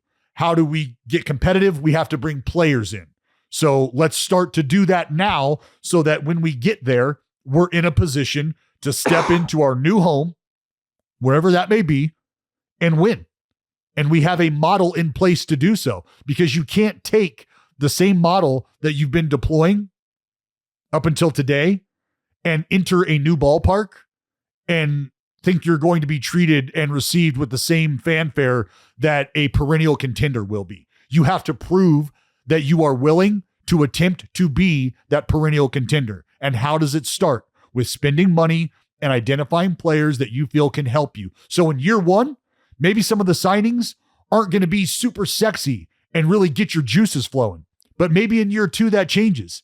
And maybe in year three, with some additions that you've brought in years 1 and 2, you start to see a club round out. And now you can start to see what bringing in some viable free agents can do to bolster the likes of guys like Lawrence Butler and Brent Rooker, who are taking off, guys like JJ Bleday, who have taken a huge step forward. That's what these 3 years are about, Jared. Let me ask you this, Jay. How much do you think the A's overpaid to get Severino there? Because you have to figure if there's a competitive market for guys that can take the ball, that a 3-year deal was out there somewhere elsewhere. Why would you go to Sacramento if you don't have to? I'm going to assume based on nothing other than intuition, that this was the largest guarantee that Luis Severino was issued or offered of the thing. I really do think it is going to be that simple. I think the A's, I know what we just talked about, how the starting pitching market is seemingly inflated relative to our expectations, but I think even considering that, the A's had to overpay to acquire Luis Severino here. And I think you can justify in a couple of different ways them doing that if there's going to be real spending in the future, because they need a competent starting pitcher as badly as any single team in Major League Baseball. So we can say, what's the value of spending $20 million a year to go from I'm just spitballing, but a 71 win team to a 74 win team or a 75 win team. And we can say, oh, that maybe there isn't much value in that, but there is value in not asking too much of every single pitcher that's on the staff that's not Luis Severino, because they're being put into a bad place because they're not good enough to be doing what they're doing, or they're not experienced enough, or they're not built up enough. So I'm cool with that, but I think that the bottom line conclusion is that the A's probably offered like multiple millions of dollars more than anybody else offered, and that's why Luis Severino is going to go through the Sutter Health Park experience and the uncertainty involved in all of that. With the facilities not being the same that he would receive in other places, according to reports and all of that. So like, you have to pay for that. And they did, and presumably. And let's not get sidetracked, and let's not get sideswiped so hard by the $67 million organizational record setting contract handed to Luis Severino. Because if he goes out and deals and the team is not competitive, you think Severino's going to live out the life of that contract wearing green and gold, brother? The deal, Ken Rosenthal says, includes an opt-out after the second year. So if he ain't traded after year one and things go well in year two, he go. Yeah. Well, and also that's clearly another concession that the A's had to make to get Luis Severino to sign pen to paper, which is I want to opt out after year two. Yep. We'll give you all this. And he's like, okay, I'll take that. But here's what you got to do. If I'm pitching well and you're not sniffing October, I'm gone. And you got to give me that opportunity. I mean, there were like 20 pitchers last year who threw as many innings as Luis Severino did. They're not, I mean, there is value in that. League average over 180 innings. And even if we think he's more like 150 or 160 next year, fine.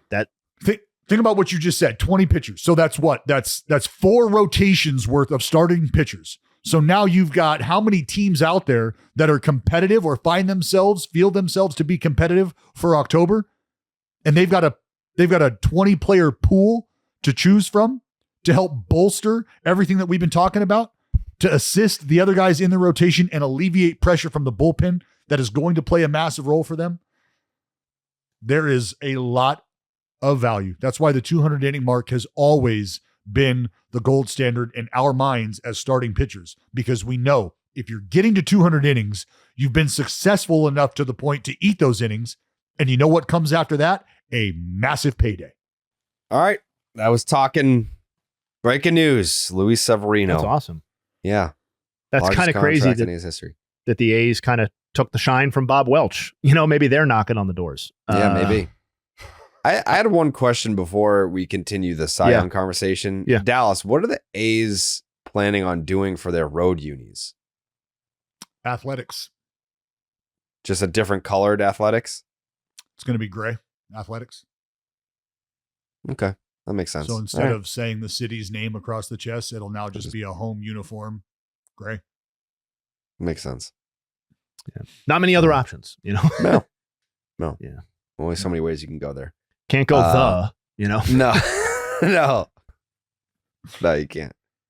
All right, Jay. Hey, right. Sorry for interrupting. No. That's quite all right. I will pick up the pace here a little bit. So the point being, Bob Welch really, whether you're using advanced or traditional stats, is a really hard sell. He also is obviously getting credit for the A's being good. He wasn't even the best pitcher on the A's, and he certainly wasn't the best player when you factor in multiple other position players. A few more notes here before we move on to the NL. Between Roger Clemens and Bob Welch, there was a 7.5 wins above replacement gap. a 7.5. Roger Clemens was worth 10.4.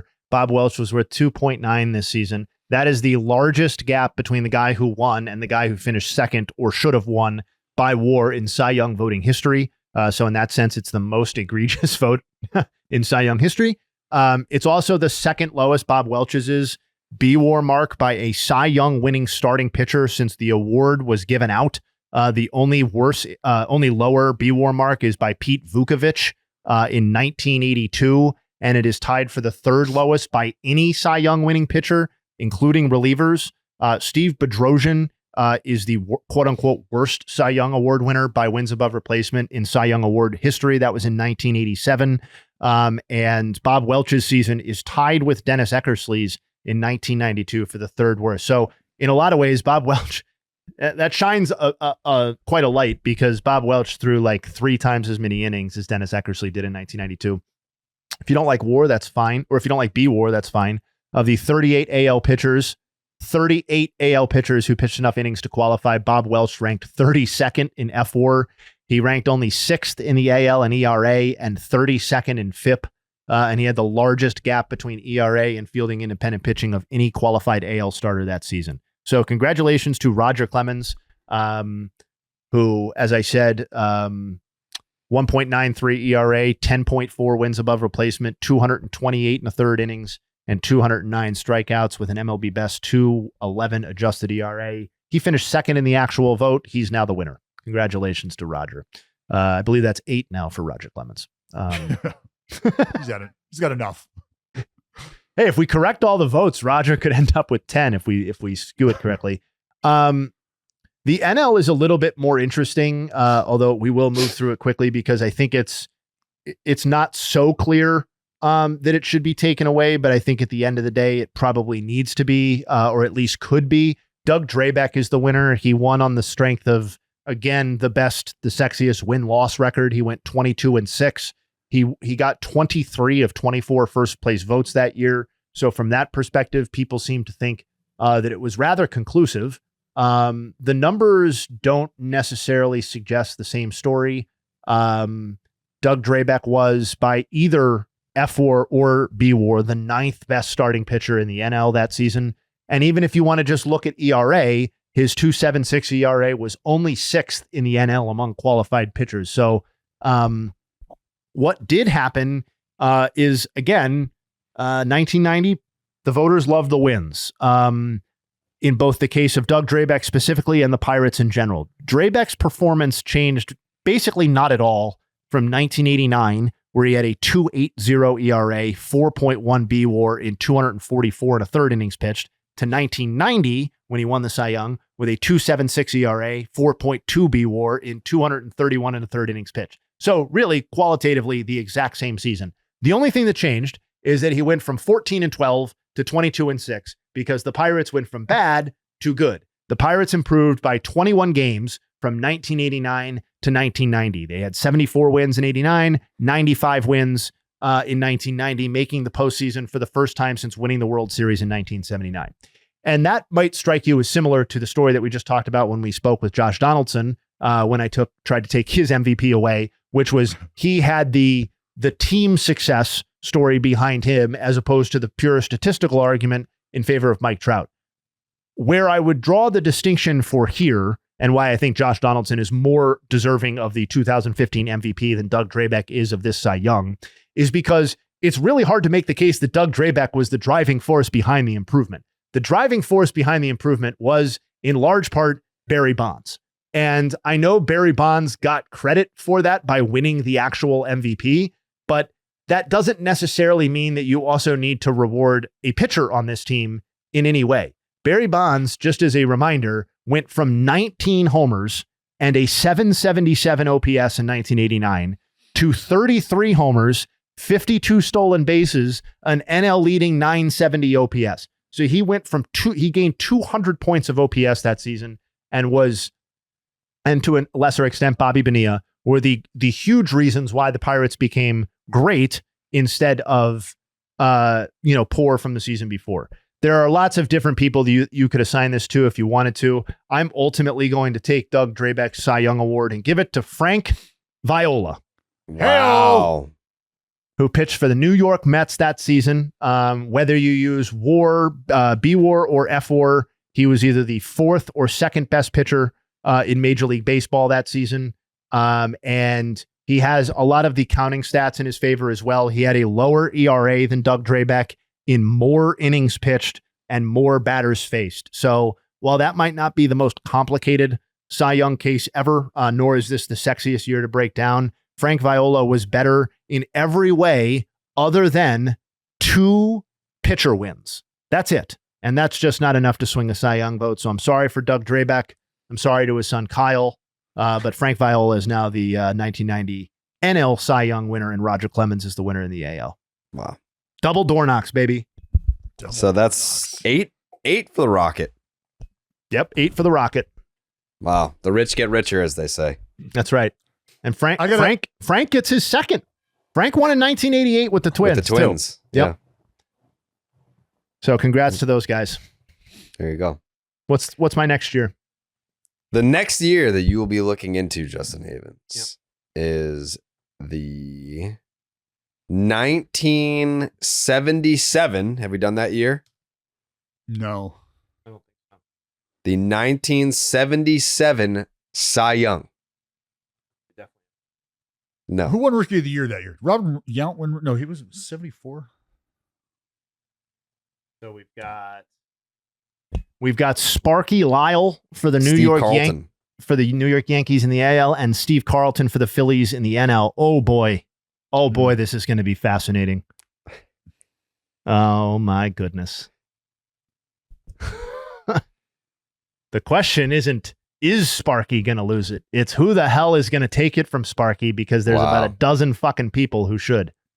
Just kidding. I'm not, though. Sparky, better watch out. I feel like I don't know where Sparky's 80 right now. So these MVP Cy Young segments and now the redrafts, it's keeping Jay Hay alive. Like it does to him something electric in his brain. I love looking back through this stuff. Honestly, I do. It's not fake. It's not for show. Jared's right. I love off-season podcasts, digging in on awesome stuff like this. Yeah, people want the Mount Rushmores back. I know. I'm ready when you guys are. Those would be awesome video segments too, I think. Yeah, we got to figure out what we have left. We've been working on the Mount Rushmores for at least 7 years. Yeah. Well, we're basically like the real Mount Rushmore sculptors at this point. Yeah, taking a while. It's taking some time. Yeah, they had some legal issues they were dealing with, right? Well, yeah, confiscation of land. Yeah, I think it was. Yeah. We didn't do that. Yeah. I got to tell you, I'm like minute by minute, I'm getting a little more excited about this, about Sevy. Okay. Minute by minute.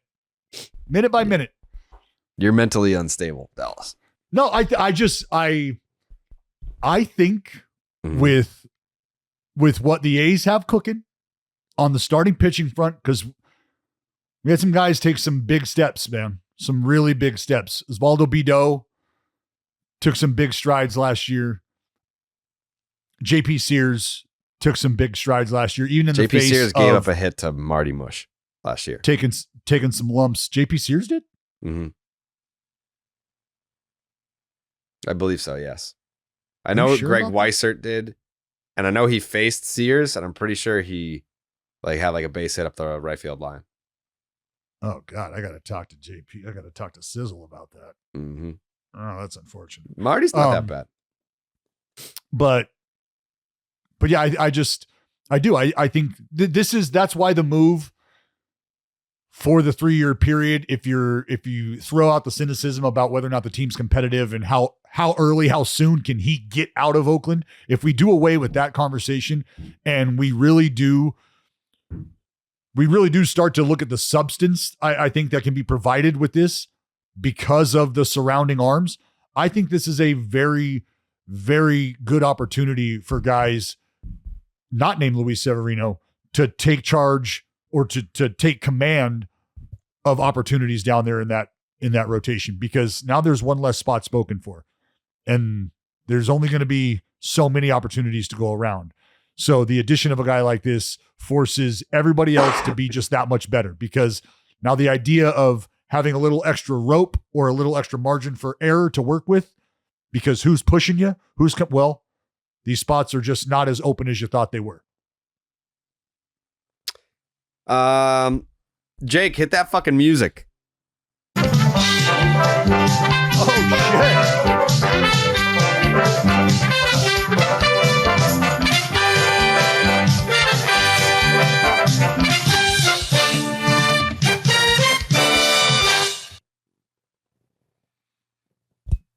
Welcome back to Baseball is Dead, Family Feud. I'm your man, Justin Havens. I'm going to be honest with you guys. I think I took it easy on you this week. Wow. I think I gave you a layup. I think this might be eyewash for you guys. We'll see. I mean, we are coming off an L. I know. And I didn't want to, bad vibes with 2 straight L's. You guys start, kind of getting mentally fragile, questioning, like, am I cut out for this Family Feud business after all? Like, do I want to spend more time with my family instead of doing this? And it's like, maybe I just throw them a win. So sorry. Let's see. Dallas went last time. So that means he's up first this time. Correct. Mm-hmm. Yep. So you guys, you came up way short last time. Okay. Yep. 164. Yeesh. Not great. No, we're going to do better. We are going to do better this time. I know it for sure. There is many pathways to victory here. So what you will find is, I might have taken it easy on you guys. I did not take it easy on the keyboard. Some of these questions are a little wordy. Dallas likes those, I know. So fantastic. Whenever you're ready. Jared, you just pop those or mute them or whatever you want to do. Who were born on a Tuesday during the winter solstice.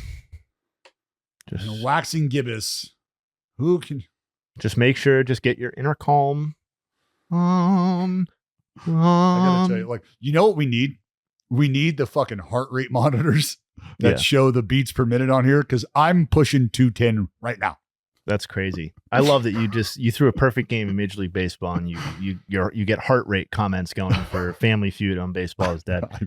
It's not even a live thing. We're recording. Like my palms are legitimately fucking sweating right now.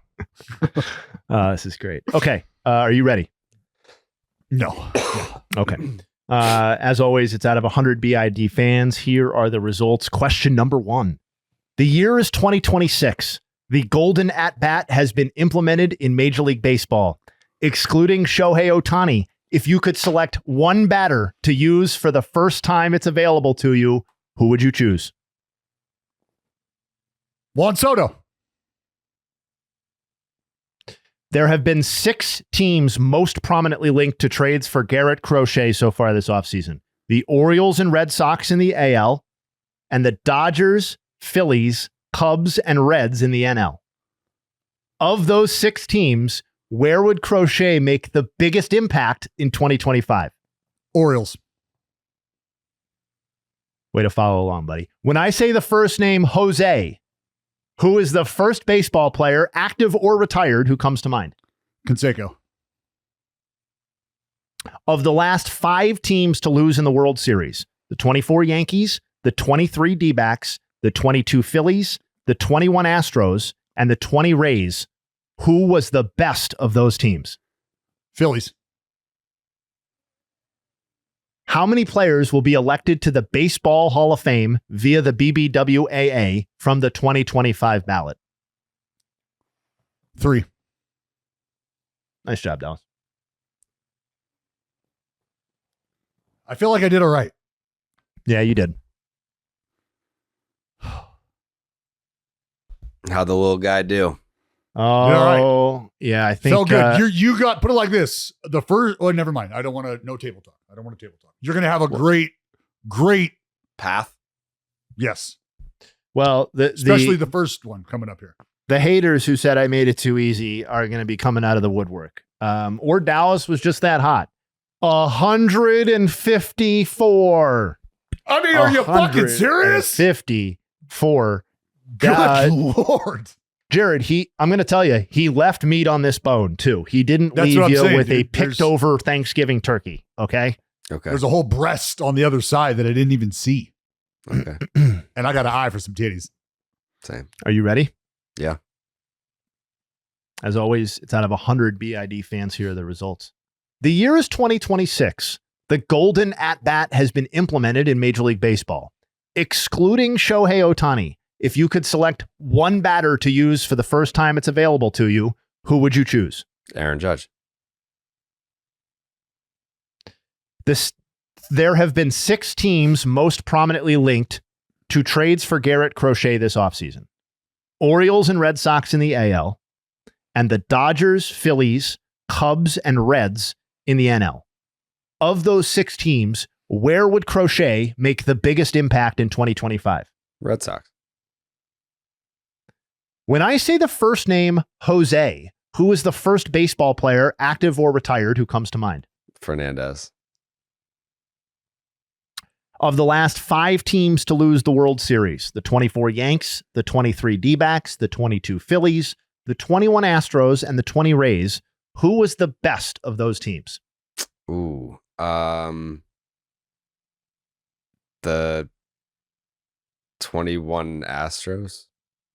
I mean, 21 Phillies. No, it was 21 Astros is what you got it. Well, I don't know what you meant, but we're going with the 21 Astros because that's an option.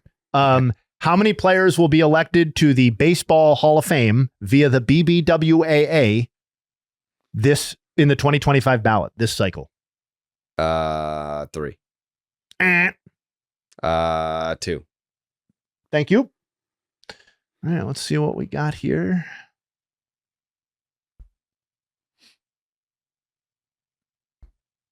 And you know who I picked for the first question, the golden at bat question. All right, here we go.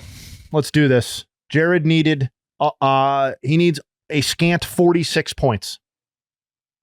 Question 1, the golden at bat question. I won't read it Lawrence all again. Butler. Dallas answered Juan Soto, which was the number 1 overall answer with 28. Jared, who I thought he would avoid this guy, but to his credit, he went with it, and it's the number 2 answer, Aaron Judge, 22 points. So you are well on your way, sir. You're already up to 176. Need 24 more points. No one else even got double digits. Obviously, there was quite a spread with this answer, including somebody voting for Shohei anyway. Bryce Harper was the 3rd most common answer with 9. That's what I was going to go with. Freddie, Jordan, and Bobby Witt Jr. Were the rest of the top. Roman Anthony got a vote. Giancarlo Stanton, and even David Ortiz stuck in there. Oh, and I'm seeing Charlie Culberson as well. Barry Bonds also made the list. So shout out to the Discord on a really good set of answers there. 24 points needed with 4 questions left. There have been 6 teams most prominently linked to trades for Garrett Crochet. Dallas came through with the number 2 answer, which was the Orioles at 18.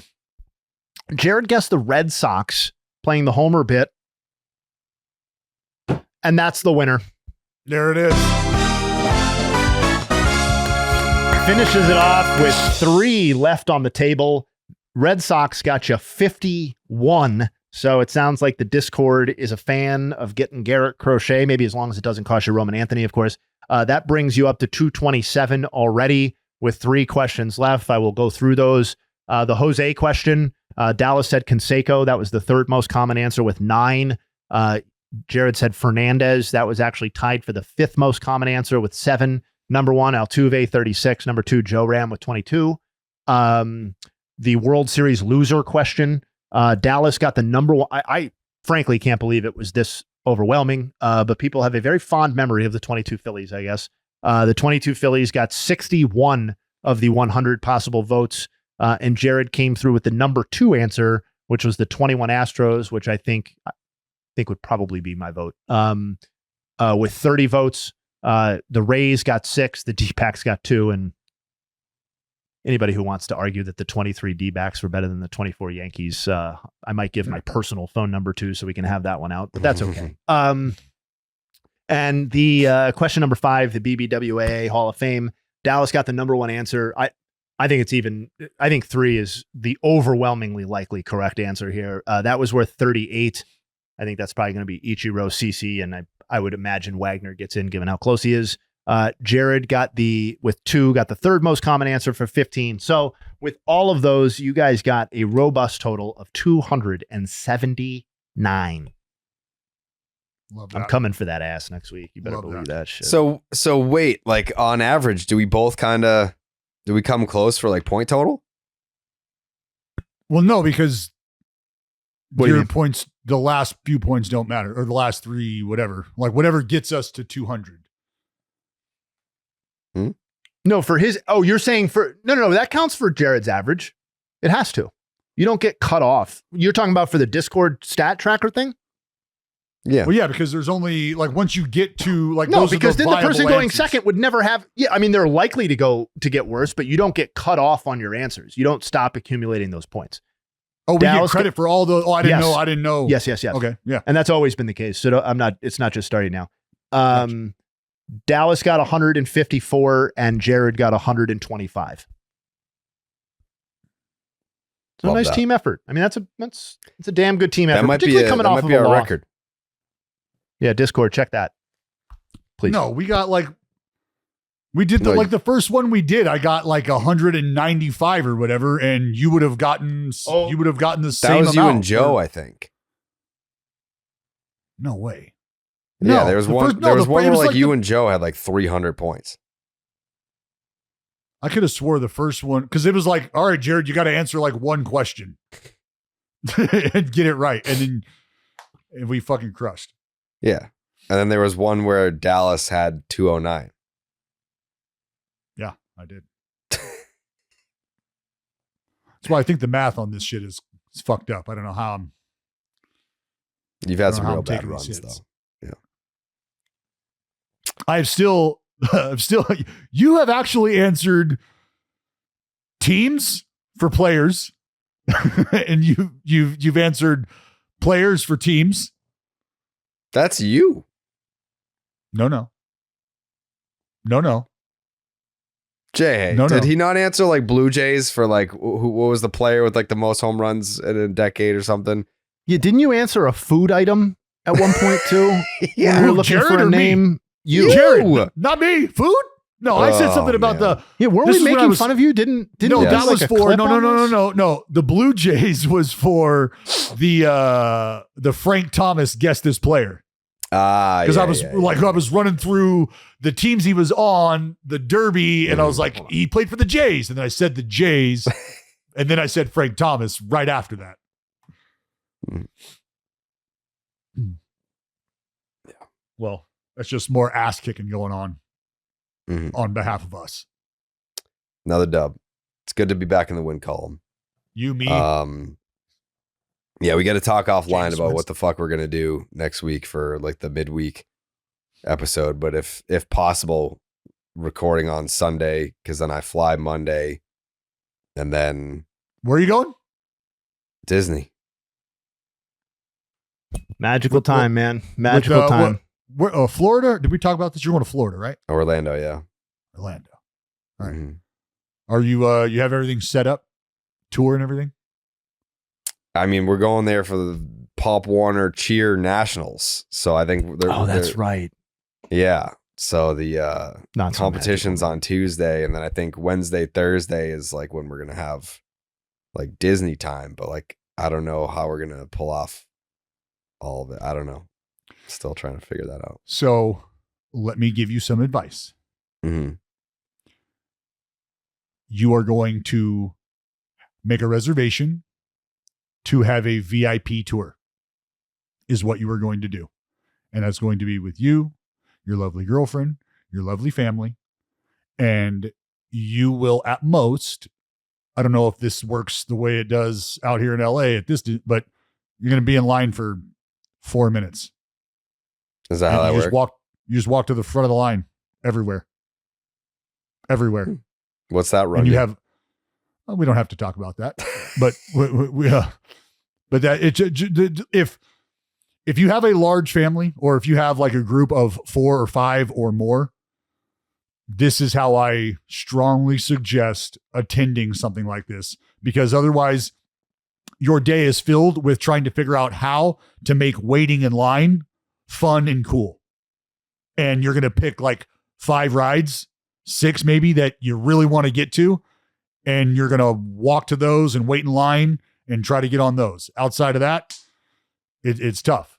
It's tough. But with this, buddy, we go on every ride almost multiple times That's crazy. Between California Adventure and the regular theme park.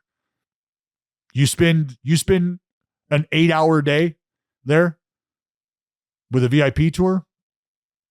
You see fucking everything. You go back and drink beers with Mickey. All right. I'll look into it. Could be worth it. But I mean, of course, it's the same week as the fucking winter meeting. So I'm just going to be not enjoying it at all. Just waiting for Juan Soto the entire time and just panicking that it happened and I missed it or something like that. So yeah, I'll do my best to enjoy it, but I won't. Those family photos right out in front like this. Just like, yep. It's on my phone. Yep. Yep. I'm heavily depending on like my support system of you guys. Like text me, call, like if it happens, like make sure I see that shit. Where the fuck were you guys when I was at Taylor Swift? I could have used the updates. Instead, I was... What happened during Taylor Swift? The World I don't Series? know. Freddie Freeman hit the biggest fucking grand slam of his life. We were live streaming. Yeah. So was I. Fucking the Eras tour right in my mouth. Yeah. I had a great time. Yeah, see? There you go. Not complaining. No complaints. I just got to get through next week. Next week is just going to be hell. It's just, I just got to get through. So for the folks listening at this, please do not spam Jared with fake breaking news tweets about Soto's landing spot. Don't do that. That I would have be notifications terrible. on for passing. That's all I need. I don't care about what people tweet me. I don't see that shit. That would be terrible. And because Jared, we all know that if you were to look at your phone and see something like that, you would just very readily dismiss it. You wouldn't think anything of it. You would just keep moving. Yeah. Yeah. I would. So don't do that. Yeah. My Don't brain's disrupt too family big to time. fall for. This is my first rodeo. 2025 will be my 20th season covering baseball. So it's going to take more than that to sneak a fastball by. I always just want to go back to the winter meetings now, hoping that we can catch the fucking Garrett Cole conversation again in just some random place. That was just, it was just hearing a team talk about how much they whiffed on Juan Soto by. Yeah, exactly. Like, I want to see two dudes pissed off in a quarter in some speakeasy. Are you fucking serious? Are you we came to the table with 600 and that's it. And that's it. We got laughed out of the building at 600. He didn't even call us back. Didn't I just see that like it could get up to 750? There's no way. 15 years, 750? No. Come on. Think about that. 15 years, bro. 15 years. No. I had this thought when the first 10-year contract was getting thrown around because as a player, you're like, buddy, this is what you play for. You play for 10 years. You play to get to that 10-year mark. Now you play 1 year and you're just guaranteed the 10 year. Holy shit. 15 years. That's quite the commitment. Feels like he's been in the league for fucking 20 already.